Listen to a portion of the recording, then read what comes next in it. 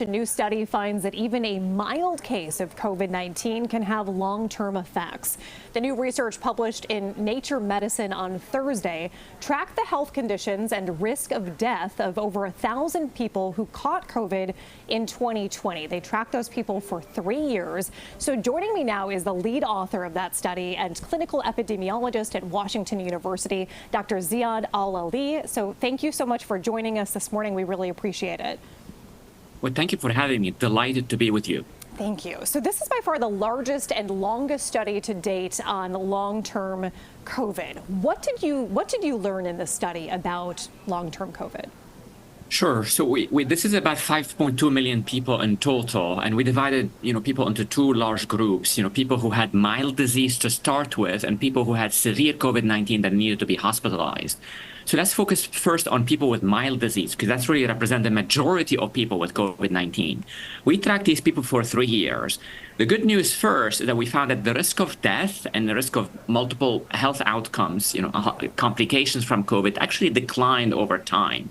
But really the big revelation for me here was, or for us as a team here, was that even the risk declined over time, there was still some residual risk at 3 years, meaning that people who had COVID-19 3 years ago were still suffering from some complication, new complications 3 years down the road. So they may have actually forgotten themselves that they had COVID-19 3 years ago, but COVID-19 did not forget about them and was still wreaking havoc in their systems 3 years later. The risk was much higher in people who were hospitalized. And what kind of things are you seeing popping up in these folks potentially 3 years down the line after infection? The key organ systems that were affected at 3 years or displayed new manifestations or new adverse health outcome at 3 years were the GI system, gastrointestinal systems. People were still having some GI problems, still stomach ache, constipation, irritable bowel syndrome, and other, gastrointestinal manifestations. And 2 neurologic manifestations. People were still having, issues with cognitive dysfunction and brain problems. Wow.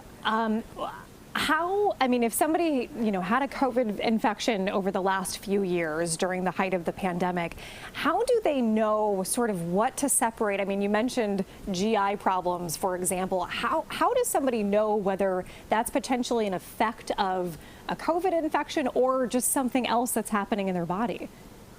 This is a very important question. So first of all, definitely, seek care from your provider. And there are tests that people could do to try to understand whether, these complications are maybe related to COVID-19 or related to something else. But most importantly, if people are suffering, symptoms or health problems, know that you're not alone. There are a lot of people who are suffering health problems related to COVID.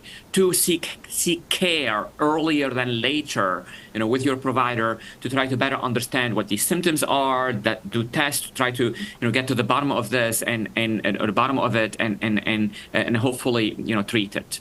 Will you continue following these 1,000 patients just because, 3 years is a long time, but if it's long term, we don't know how long, obviously, these symptoms and things are going to persist. Will you keep following these people?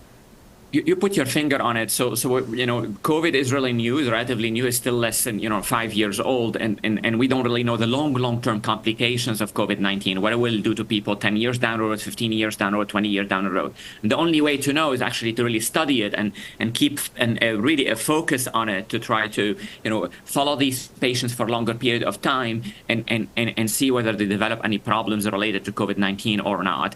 We hopefully not, but we only know by actually exactly doing what you just suggested, tracking them over a longer period of time to characterize their health trajectories and more deeply understand whether they are going to have downstream effects from COVID-19 or not down the road, decade or 2 down the road. Dr. Al-Aly, one more question for you.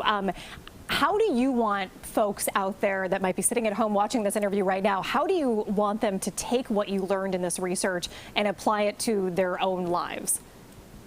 Let's not trivialize acute infections. I think we're taught, over the past, several decades in medical school and throughout, the healthcare community that acute infections are, more or less trivial infections that have, health events around them around the time of infection, and they don't really have long-term, health effects.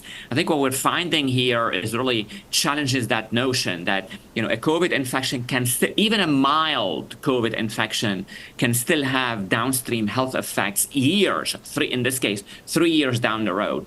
So I think we should really sort of have a more appreciation of the long-term health effects of these infections, and let's not trivialize them. Absolutely. Thank you so much for your time this morning. Clinical epidemiologist at Washington University, Dr. Ziyad Al-Aly. Thank you for your time. We really appreciate it. Thank you for having me. Thank you. Thank you.